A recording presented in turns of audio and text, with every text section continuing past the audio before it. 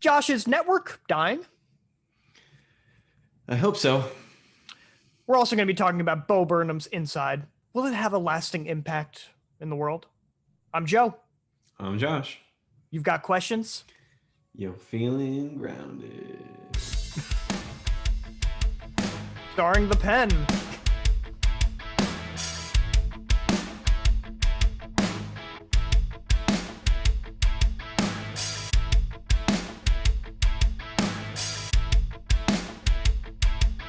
Welcome to Feeling Grounded with your hosts, Josh and Joe. Sharpie, not a sponsor. If you want to sponsor. If you want to sponsor a Sharpie, that would be fantastic. I love these ultra fine point Sharpies. I use them for like everything. Yes.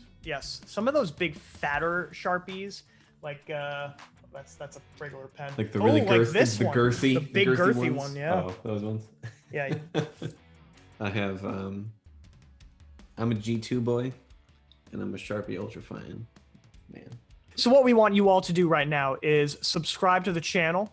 I want you guys all to like the video. Click the bell. Hit that notification bell because Comment. it certainly will help out the algorithm if you guys are viewing our content. Also, become a patron. For only $3 a month, you'll see exclusive content. Check us out also on Apple Podcasts, Spotify, and you'll also find other mediums for us if you follow us on Instagram at Feeling Grounded Podcasts. Love it. All right. So how you doing, Joe? You know what I'm doing? It's been a pretty hectic week. Just it's been sort of a spiritual warfare, you know. Okay. Just trying to get everything done. It's not exactly people like looming over my shoulder. It's just getting it done for me. Yeah, trying to get yourself in gear. I feel that. Been there, done that multiple times.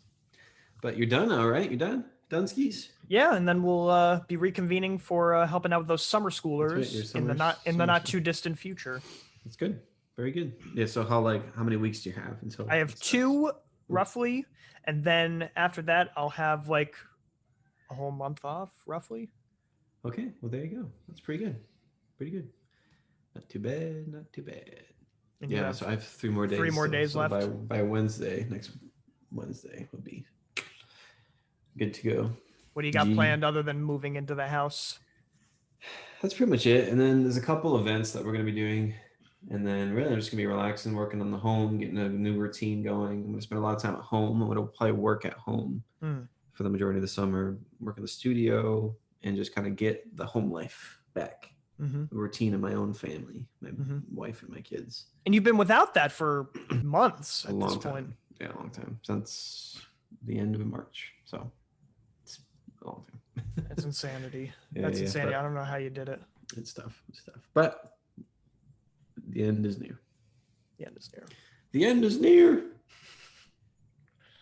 So I used to work at a camp, and one year a high schooler, for like a theme night or a costume, something, like pretended to be a crazy guy, and he had a piece of giant cardboard, and he wrote "The end is near" on it and ran around the camp screaming "The end is near." Was that after 2012 or before? That was after. Oh, he's not exactly following the Mayan calendar. No. What was he doing? I was laughing so hard. I thought it was the funniest thing ever. The end is near. It's like running through camp. At one point, he like ripped his shirt off and jumped in the pool. It's good stuff. Using the cardboard box as a flotation device. Yeah, there you go. Good things indeed. Have you ever not worn a hat for the show? Once. What was that with Father Sean? I don't know. I had a hat. It was the China one when you're talking about China. China and maybe the first episode actually. The first episode too. Yeah, so there's 2 episodes. I like to wear hats. I'm so used to the hats. I gotta bring out a hat next time. I enjoy a hat. I'm a hat wearer. I have like 8 hats. And I will cycle through them. I think I have 3 because I don't need them much. Sure, understandable. The thing with me is that a lot of people will gift them to me. And then I'll wear them. Which hat is this? This is my Star Wars hat.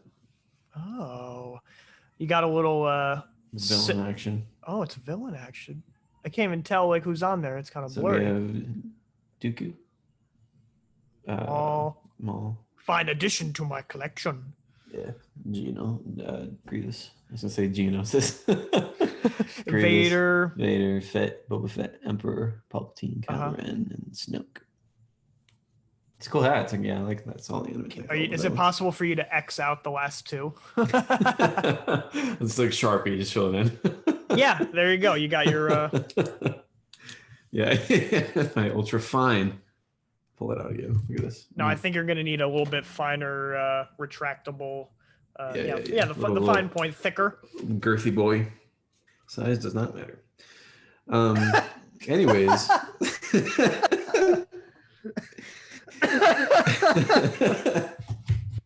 It's time for Happy Crappy.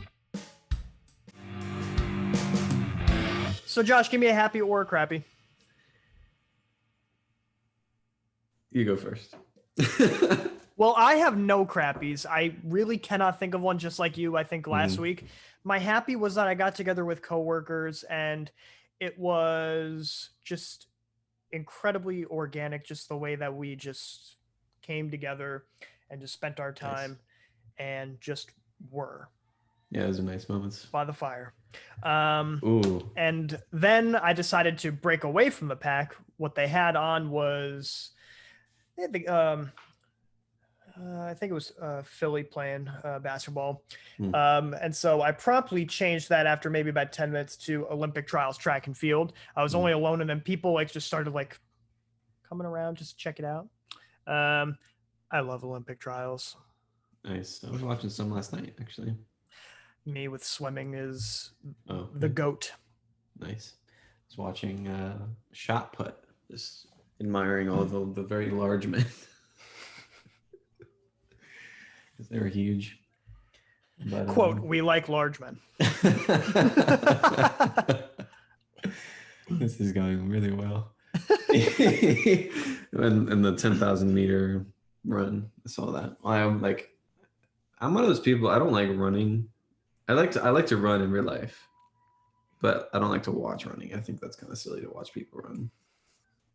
If I were to be honest, I would say that that's not very interesting to me. I'd rather watch grass grow. What about horses running? You know, the Kentucky Derby? I do like that. Because it's short. Mm-hmm. You know, it's like a minute long, and then it's exciting at the end. I never got into it before, but my in-laws they've always watched all of the horse races, and they would everyone would pick a horse, and then it's just exciting to root for your winner. And then you promptly don't win. Yeah, exactly. But every time without fail. Twice my horse has won. This past year I forget which one it was, but Rom Bauer was a winner. And then 2 or 3 years ago I chose the other winner, which was a good feeling. Truthfully, I don't follow Kentucky Derby. Maybe I will. I mean, I don't either. Let's be honest. It's just a one-day thing. I get a message saying, pick your horse. And I'm like, oh, it's happening. For me, let's see. Happy. It was just a regular week. Nothing too crazy. Just worked and had a holy hour. So played some praise and worship music, which was nice. And then on Thursday, and chilled. Got a lot done at work. I'm starting to I have a little courtyard over here, and weeding it, and I'm going to restain it and sand it and all that stuff. So I'm excited about that. It'll be my summer work here. What do you usually do when you make it beautiful? What do you usually have on playing when you're working with the hands? I have two playlists. So I have a Get Pumped playlist, which is on Spotify. You can follow me on it. And then I have a classic rock playlist where I just do all classic rock, like dad rock. Yeah. And then no podcast. So sometimes I'll do podcasts. I go through ups and downs with podcasts. Mm-hmm. Sometimes I'll listen to them and I'll listen to them for a month straight and just go through all the ones that I like. But then sometimes I don't, because what I find is I will listen to all of them and then I'll run out of things to listen to. Yep. You know what I mean? in between new episodes. It So does I like get- to like binge them. And It does then- get tedious listening to people talk, unless like it's a long car ride, one spurt thing. Right. I mean, we're one to talk because we are running a podcast. Well, But, ours is interesting and we'll never get old. No, But yeah. So so the classic rock playlist, and then the Get Pumped the classic rock playlist, and then the Get Pumped, which Get Pumped is like rap and it's like EDM and some like rock stuff. I'm getting into this band called Royal Blood, and I really like them a lot. If you haven't listened to them, you should check them out. are they relatively new?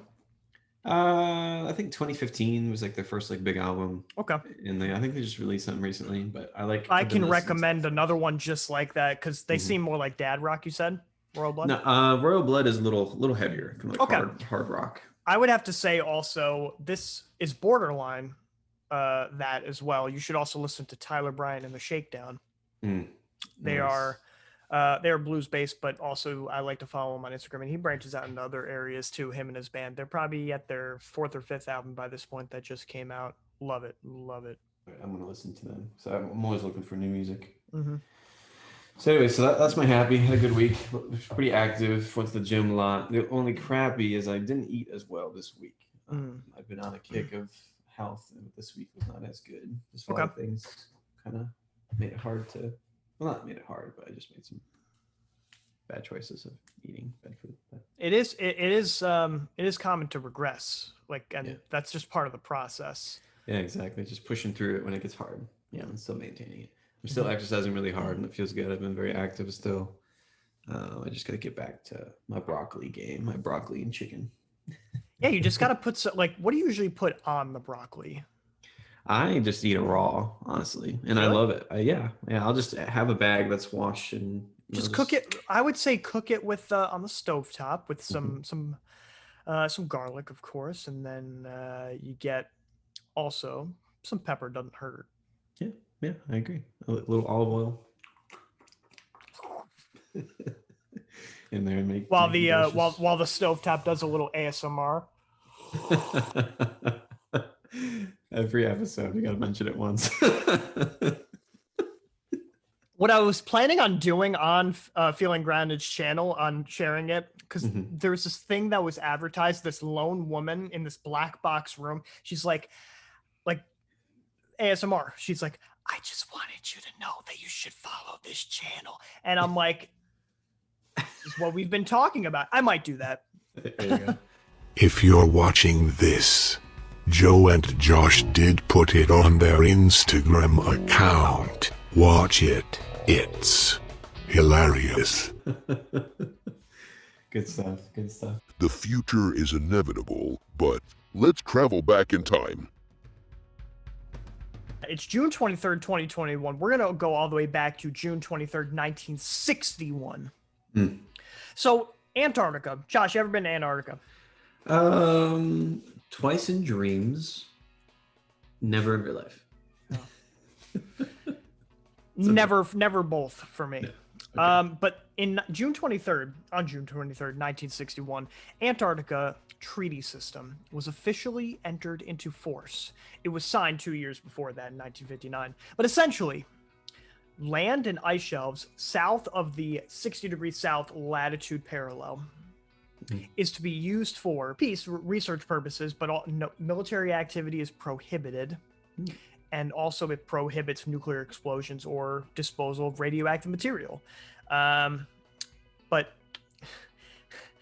there are very few places in the world where, that have never been touched by war, which is amazing if you really think about it. But the environment is fully protected in Antarctica, and scientific research is a priority, which is so beautiful.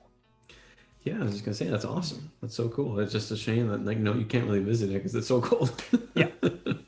But yeah, that's really neat. I've never heard of that before. But yeah, I guess that makes sense.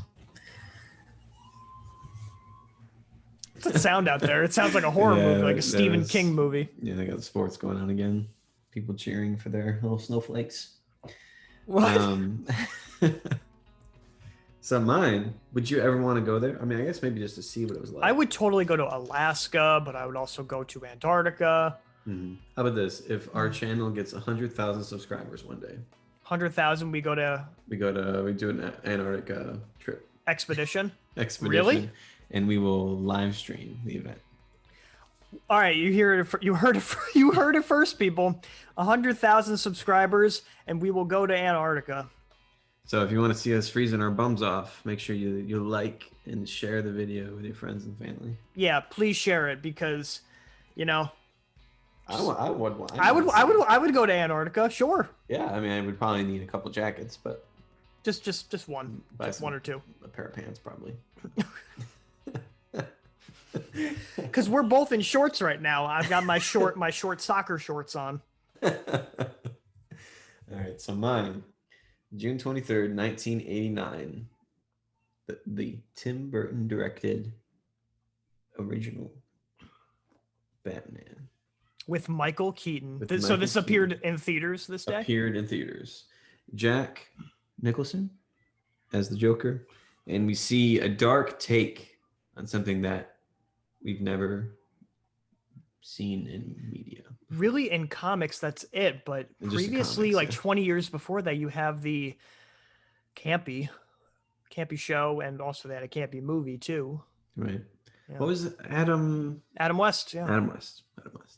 Adam East. Well, you said Weiss, but one of the memeable moments of the Adam West version is him doing dancing around as Batman. It's Batman, yeah. It's crazy. So yeah, I would say a lot changed with the darker rendition of Batman. And then from then on, we kind of see that keep going and keep darker and darker as time progressed to where it is today. Yeah, and then this movie as well, fantastic score by Danny Elfman, which evolved, I believe it was Danny Elfman, which evolved into the animated series in the early 90s. That's right. With my favorite iteration of Batman, you got the Kevin Conroy voice and Mark Hamill. Mark Hamill Joker. Oh man, classic. It's probably one of the best animated series, I would say. No, I haven't seen the whole thing, and I haven't watched it in quite a while. But it's very short, only 3 seasons, I think. But then it evolved into the Superman series. You got you got the Justice League. The Justice League from there, right? It's the same Batman, right? The Kevin. Yeah. So that's his voice in my head. Like when I see Batman, like that's just the voice that I hear. Another thing is true coming up. Apparently, Michael Keaton, and we haven't really talked about how impactful Michael Keaton is because previously he was a comedic guy. Right. And then once he was announced as Batman, just like how Heath Ledger was announced as Joker roughly 20 years later, there was probably some outrage for that because they did not think that he had the gusto. They could play those roles, yeah. That he had, but he's one of the best. Now, ranking your favorite, because he's also, I believe, going to play Batman again in some multiverse thing. Really? I feel like they're doing that with everything. They're doing that with Spider-Man. Yep. But who's your favorite Batman? Oh, man. I would have to say Christian Bale, just because that's like, I love that. Like the Batman Begins and The Dark Knight are some of my favorite movies of all time.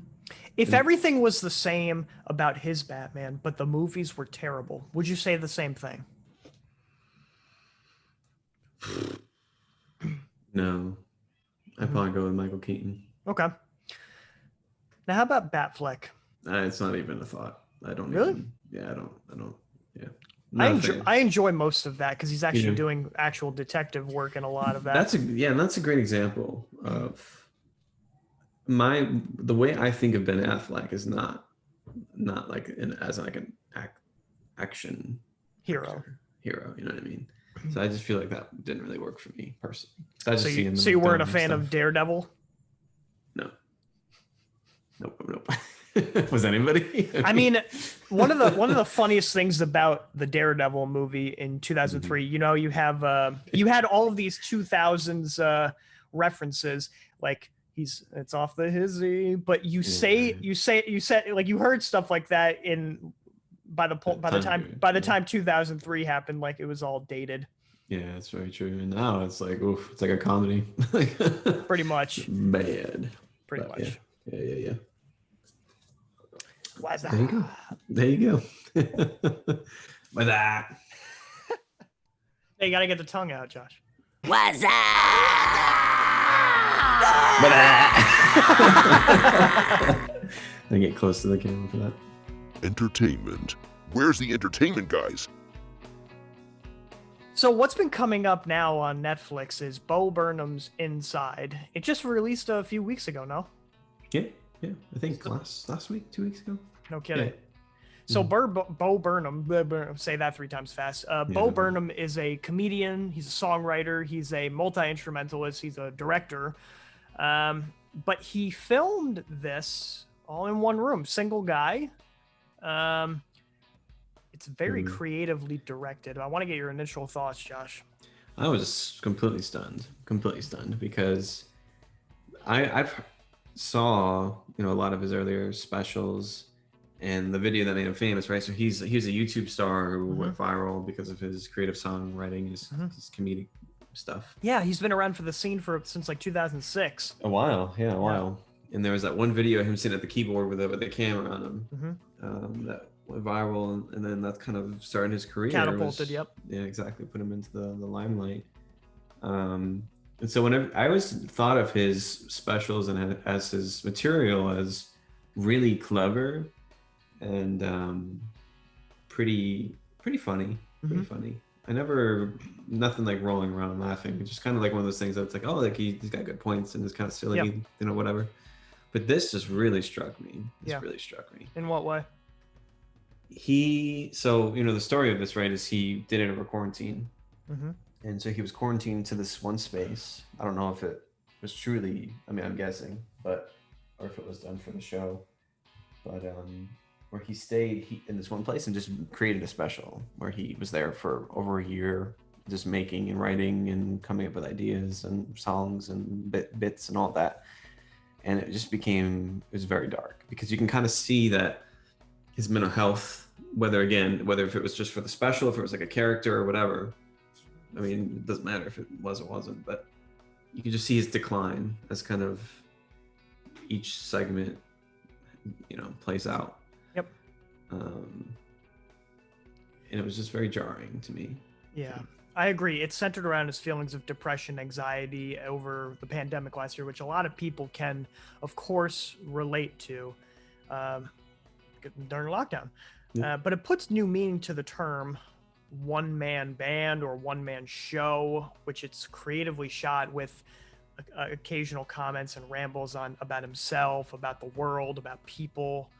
But I agree, like he kind of like has this little bit of a downward spiral because it's presented as messy and disheveled with wires everywhere, which got me like feeling like, oh, I hate that because I'm very OCD, in my opinion. Growing his hair out. It just shows imperfection and struggle, right? Yeah, exactly. And I think that's something we all can kind of relate to during quarantine, because it was such a hard time that a lot of people really felt, the pain of the world, and everything was amplified because of that. And kind of like we mentioned before with kind of what happened, the fact that everyone went online, like nobody was allowed to really see anybody or go anywhere or have any like physical contact. And it kind of, we see the effects of that. And he has that in one of his bits, right, where he talks about like, I realized, because he does it sarcastically, saying like the only thing you need is the digital self, and like nothing else is real, or like real physical will kill you. And of course that was a joke, but we can see that a lot of us felt that way. It like really punched me in the face, because I feel like I didn't really go through a lot of like mental issues because of it. I would have if I was alone, but the fact that I was with my wife made it a lot better. But I really can feel like those moments where you're alone and you're trying to create, and you kind of have this loneliness, and you just want to be active, and you want to like say something. You want to like make a difference. But then the inner voice says like, well, it doesn't matter. Like anything you say, like it doesn't matter. Yeah, I at was some just really point when struck by that. you're pursuing some creative, actually no, let's start from the beginning, because Right. whenever like you encounter some type of loneliness, because we are part of this least lonely generation, which makes us the most lonely generation, and Yeah. this was amplified by lockdown. There's a certain part of us, maybe not everybody. I know me, for example. Yeah, I was lonely, sure. I mean, Right. I was around family a little bit, but that got tiring after a while, and they have their own routine. Yeah. But using your loneliness, we have some type of thing eating away at us that we have to do something productive, but to go to some project is more difficult now. And that visual, that Netflix special, you know all those feelings were definitely validated. Yeah, I think so. I think so, and you can see it. You can see the results, um, which is crazy. Which is crazy because you go into to his regular shows, his regular comedies, and everything's just kind of like it's not. I don't want to say lighthearted because he always like hits some deep topics. Yeah. But this was just so deep and just kind of dark, just because it reflected what the world was like in Yeah. 2020. I've to a never T. seen anything Bo Burnham before this ever. Really. Maybe in passing, but I didn't know who it was. So Yeah, I've seen two of his specials. He has two of them that are Mhm. on Netflix, and I've watched them years ago. And I like them, but they was nothing like this. Like this was Yeah. just very impactful, very dark, very like it just hit you with emotion. Yeah. And there's like like every scene has something to inspect and to Something analyze new, and something exactly. deep. Talking about the visuals, they're fantastic. Obviously with him being a director and editor, you're seeing the one room that he is in a sense, as an entirely new place with each song. Yeah, exactly. It's like everything it transforms every time, Yes. every scene, and he's really speaking, he's telling a story with all of these things, right? And you can kind of see it as like the news is coming out. So as time is progressing, you can see, more discussions about branding and inequality and how like every company had to chime in to like events and all to be heard. Yeah. Yeah, exactly. The unrest, Mhm. civil unrest, and then talking about like education, and then talking about like just economic inequality and all this stuff, and infrastructure, and yeah, it was just intense. Like it was just a guy who like felt something that he needed to say and trying to like turn like a comical way look on things, but then while still keeping the jab. Like and it was just so interesting. Just for you to have some little nugget to mull over, to think about, reflect on. Like sure, like this was silly, and he's trying to say this to make you feel a little bit better about it, while at the same time trying to make you see the reality of some of these things. And I really liked a lot of the stuff that he said. Yeah. Obviously, I'm a little more right leaning with things, but I really agreed with a lot of the stuff that he was, bringing to light, and it just was very moving, very emotion moving. Well, speaking of emotions, I didn't feel the best watching this either. I know you didn't. Right. You told No, me it's before. not. Yeah. It's supposed to be a comedy. It's supposed to be entertaining, but a lot of people like this special because they relate to it. I would like to watch it again because things may be in a different light, or they might grow on me. You know how like you listen to an album and you don't like it, and then you like it later on. I think there's some merit to that because there's a lot to unpack. But I found it overall real depressing. I watched it in spurts. I felt a lot of his feelings 2020. Not everything is fully processed yet in my mind. But comedy, it ain't all clean and glamorous all the time. It definitely shows how impactful this was. Yeah, exactly. And yeah, so I watched it twice. Once I like watched half of it, and then I had a break, and then I watched the second half of it, and then once just watched it all the way through, just to try to analyze it and try to see everything that he was really saying, because I'm so struck with the first watch of it. But yeah, I think this is something that a lot of people are gonna be analyzing and checking out, and it definitely it's art. It's art. And like that's like the best way to like look at this is. It's not just like a comedy special. Like it's speaking about like our people, our generation, like what we went through, and like this year. It almost was like a documentary, of like how humanity was like for that year and what it was like for the average person. Yeah. And it's agony. It's agony, you know. It's, yeah. My one critique with it, in my opinion, I don't think anything fully profound was said, talking maybe about social political statements as far as that goes. You know, nothing said here hasn't already been said in the last few years. So at least I have that known to process, but I don't think it was meant to be fully groundbreaking. This special just seems to be a way for him to express his despair like everybody else. There is still something to be said here. There's still something that a lot of people can relate to. And it's just like you said, Josh, that it's a reflection of the time that we are in. So for us, for me personally, because obviously we are living in this, I've heard this stuff time and time again, battered with it like a bat. And more or less, I'm tired of hearing it. But for the people 100 years from now, I think, of course, they're going to find some value and some accuracy to it. Yeah, I think so. And I agree with you there. I agree with you. Yeah, it wasn't anything incredibly groundbreaking. It was just kind of, I don't want to say like an echo chamber, but kind of where you. Oh, yeah. Okay. You just you hear, and we've all heard these things before. But I'm happy that people are propping it up. Yeah, but when you think about this, right? So, what is art? Like, what is creativity? What is creative expression? And that's exactly what he did. Is he said, I have these feelings, I have these frustrations, I have this this angst that I need to like release through the way that I know how to, which is by creating music and creating comedy. And I admire him for that. Yeah, exactly. I mean, you think about anybody, like any musician and artist, and that kind of was in an adverse time and in a difficult situation. That's what they do. That's what, and I think even though it is like an echo chamber, it still expresses like the pain of what the artist feels during times like this. So I feel that. Why not keep that? Yeah. Just have to make sure that everything is focused on the good, right? Yes. And not just what's falling apart. But so I would say watch at your own risk. He hits a lot of topics that are very difficult and kind of hard to hear and to discuss for like the average populace, I would say. But if you want something that really makes you as if you weren't living through 2020, to make you like realize the pain of the year and what it kind of felt like, then this is and I agree. Watch it in spurts too, if you feel the need necessarily watch it from front to back.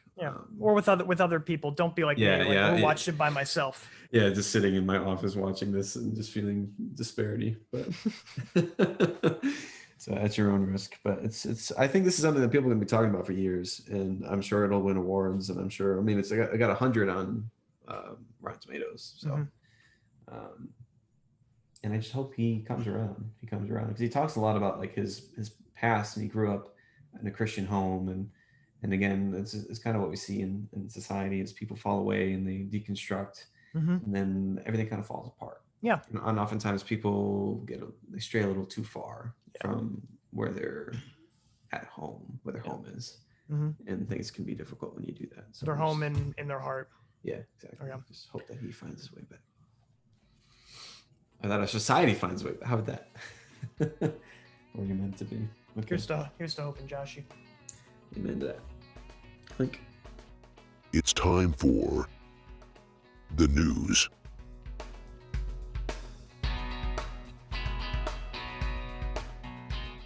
So Joe Rogan, he called CNN's Brian Stelter effing terrible. I don't really watch network anything. I don't either. So I can't really chime in. So Rogan's conversation, he talked with a guy, Kyle Kulinski on the JRE, and he described like this one CNN segment about YouTubers / podcasters, which is what we are. Hey. In some cases, getting more viewers. Obviously, we are not a big channel. We're a little itty bitty channel at this point in time. Basically claiming that they're stealing viewers from network TV. And, you know, there is a lot of merit to that, but that is just a reflection, in my opinion, of the way the market is. Because Rogan said to Stelter, well, not actually to him, but just vicariously through the internet. Yeah, he said of Stelter, he claimed that Stelter was felt that like he was entitled to viewers. CNN Stelter, which no one is, by the way. No one is. I don't care what anybody thinks. This is because, you know, the market has spoken and your show is terrible. That's what Rogan said. You know, people have moved away from network TV in order to go to YouTubers because it's their choice. Right, and because we're realizing, especially who is consuming things, and it's our generation. Like we're the most that consume, and us and below consume the most media ever, like in any generations, right? And so because of that, we're speaking with our clicks, right? And we know, and we're kind of seeing through all of these networks, right? And how biased they can be, and kind of how false things can be. And we've read those articles, and we've heard those stories. And so I think there's something to that. We're all moving away from television into this more, like YouTube space and podcasting. Why do you think all of these networks have moved on to YouTube as well? Yeah, exactly. Because there's a reason of seeing that. Because everyone knows no one's watching cable television anymore. I don't have cable. You know, and I don't think you do either. Like, no. I mean, we're a generation of people who don't do that. Now, for a reason. Yeah, exactly. Because we know where real freedom of expression lies, and that's the thing. There is a lot. Even then, on these platforms, we're starting to see something going on. Yeah, like we talked about last week, like episode 12 about the big tech. So if you haven't watched that one, check that one out. It's good. We talk about censorship a bit, and so we kind of see that.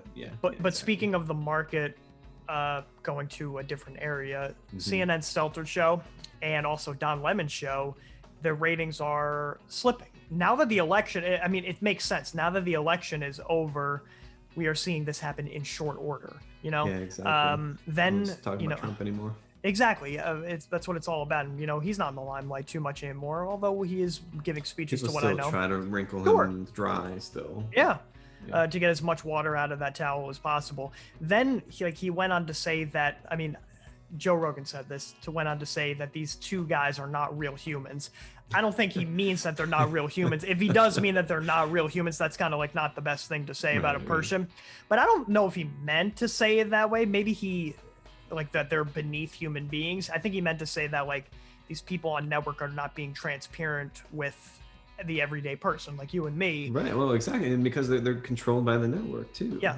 Yes. That's the thing about these big guys need to be journal. Yeah. It's everything. Both sides. Yes. And that's the story. That's the story, right? Is we have these big companies that are in charge of them, that are the head honchos are saying, you need to talk about this, you need to show these things, put emphasis on these, and then journalism is gone. They're not being real journalists. Every single person on these network television shows is being told what to do to a certain degree by these executives. And then you get someone like Joe Rogan, who is incredible at bridging the gap between political parties. Like, sure, he's more left-leaning, but he's willing to talk to anybody. And he has great discussions and great interviews, and he's real and honest, and he will go against everything just to try to, like, get down to the nitty-gritty of things. Yeah.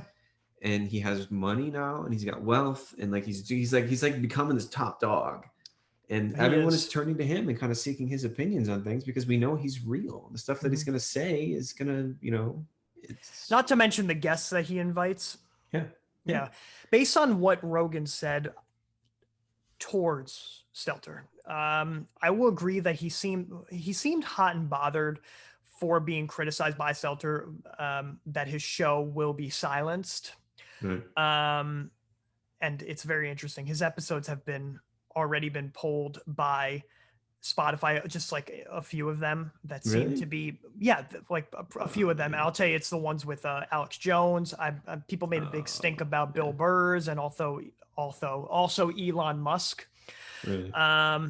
Criticizing Rogan's side for starters, I think it's a little early to tell what he is saying is 100% true about stuff being censored or pulled or silenced, whatever. True, because he gets 200 million downloads on Spotify per week, Yeah, exactly. Not going away anytime soon. But on the other hand, you can't ignore some of the stuff that is getting pulled. Right. And it's getting pulled for a reason, just like as we said last time. Like if things are getting silenced, it's because someone's trying to hide something, or Sure. And there's something to that. There's something to that, and they're But trying to form this it's like you agenda. said with his opinion, it's unpredictable. It's also entertaining, but also it's real. It's conversation. And, you know, the integrity of that is fantastic. And the interviewing both liberal thinkers as well as those on the right, he pushes back on both. Yeah, yeah, and I love that. And I love that because that's what journalism is. And he's not even a journalist. He's just a guy with a podcast, you know. And that's why like the network hates him, and like the left and like everyone and the right, like everyone is just pushing to destroy this guy because he's one upping everyone. Yeah, I don't really see the reason why people such as Stelter, or maybe even people on the right too, that are criticizing people who are having a significant impact on the population, like Joe Rogan, because you cannot go back to the way things were. People have their distrust in these network televisions, and that's not going away anytime soon. You can't get rid of it because the idea is implanted. Yeah, exactly. It is. Like I will never, ever go back to network news. Never. You know, these people that form their entire identity on politics, whether it be left or right stuff, based on their network masters, are essentially, in my opinion, hollow individuals. Yeah, just a cog in their machine. Yeah, I'm kind of referencing T.S. Eliot, you know, the hollow man, but in this case, it could be man or woman. You know, they latch onto this stuff, you know, like a flotation device. And, you know, if you do that, or if you're around people, too many people like that, you'll drown.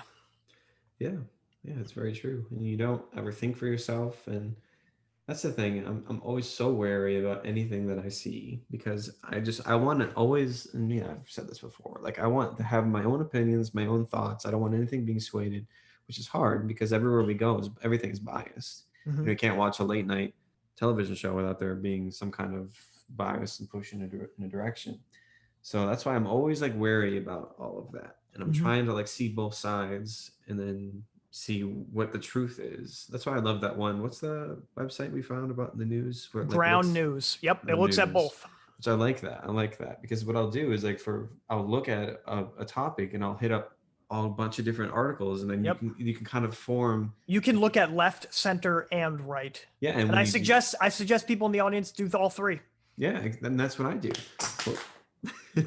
That's what I do. Some of the glass shattered. We made people think. Yeah, exactly. And so that's what I do. Right? So I'll read all three articles from all ends of the spectrum, and then you can kind of see where what the true story is, and the opinions that like I then can form on my own, and then have an idea about, you know, as opposed to just having propaganda shoved into my face and believing what they want me to believe. What were we taught in school before? Having a well-developed background. What's that? Yeah. What is that? Yeah. What does it mean to have a well-developed background? Exactly what you just said. Yeah, exactly. Yeah. And that's what we need. That's what we need. Not this propaganda and agendas being thrown down our throats from all directions. Yeah. But it's crazy. It's crazy. And of course, cancel culture does its thing, right? Where it's just a stupid mob mentality that wants to attack somebody. But I think Joe Rogan, he's like untouchable. He can do anything, I think. And there's a lot of things that he's gotten in trouble for, but it's always gone, you know, like it disappears. Yep. Right? Would you agree? Yeah. And that's just kind of who he is, because he can. Because again, he's making Spotify a lot of money. And so I doubt they're ever gonna like kick him, you know, pull it, because it's all, you know, he speaks with his clicks, and because everyone's listening to his stuff. Yeah. And like we said, he's no expert on the things that he talks about. That's why he brings in guests. Like occasionally he talks about DMT. Yeah. But he brings on experts to talk about things. Like as soon as the beginning of the pandemic, like everyone flocked to him because he was having the best of the best people to talk about this stuff. And like a lot of really cool things, like, you know, a lot of information on both sides. And so that's why it's yeah, I don't know. He's just this icon. My favorite moments of him, there's this one video where he's talking about how chimps are gonna like F you up. Oh, really? And oh no, I'm gonna send it to you right after. Please, people watch it. I'm sure he's got multiple of them, but it's the one where he's got like his like lips out and like he's screaming. I'll send it to you. You'll be able to find just Joe Rogan apes or Joe Rogan chimps. You'll find it. But then also the ones where he's just wearing like an astronaut outfit. I just love that. Right. I have to remember too that he's a comedian. It's hard to like remember that Yeah, he did stand up for years. Oh yeah, and he was on like network television comedy shows. Yeah, well, he did Fear Factor. Yes. And fighting and all that. Yeah. Oh, I love his fighting commentary. Yeah, Every it's single crazy. time like somebody gets knocked down, he's like, "Ah!" Yeah. Oh my goodness. I know, it's good. It's good. Oh my, and that one guy who's trying to like high five him, but like he's not even noticing. Walk off KO for Jeff Neal. Oh my goodness. Oh my goodness. He's just looking at the like the knockdown. Yeah. Awesome, man. Awesome stuff. Well, yeah, so I guess we gotta just keep supporting good old Joe and let him know that like, well, I mean, we are, and he is being supported. Joe, Josh is here for you, and yeah, I care about you, and so is Joe. Keep doing your thing Me, as a man Joe. who is more. It's kind of me, Joe. Yeah. The other Rogan. Keep Keep doing your thing. Appreciate you. Have us on the show. We can be idiots that talk about stupid stuff. Wouldn't it be great if Feeling Grounded was big enough where that we could actually talk to Joe Rogan? That'd be pretty cool. Maybe one day. Well, after our Antarctic trip. Yes, I concur. I concur. Joe Rogan can come with us. Okay. I hope that's not really a pipe dream, but we'll see. We'll see. Who knows? Keep it up. So what we want you all to do right now is subscribe to Feeling Grounded Podcast, like the video, share the video, please. And we want you guys also to become a patron. For the only $3 a month, you guys get exclusive content. Follow us on Feeling Grounded Podcast, where you guys will see also exclusive content too for free. And you guys will see our other mediums, Apple Podcasts. You guys will see Spotify, iHeartRadio, as well as numerous others. We just appreciate you guys all for sticking around and seeing this. Please make sure to also, on YouTube or whatever medium that you can find, Instagram, ask us questions. Our whole slogan is you've got questions, you're feeling grounded. That's how change happens. That is how you'll feel grounded. So we want you guys to ask us any question that you feel compelled to ask us. Like, do you ever clip your toenails, Josh? Very rarely. I'll answer it for you. I wait until I can sharpen them. Okay. You got questions? On that note, you're feeling grounded.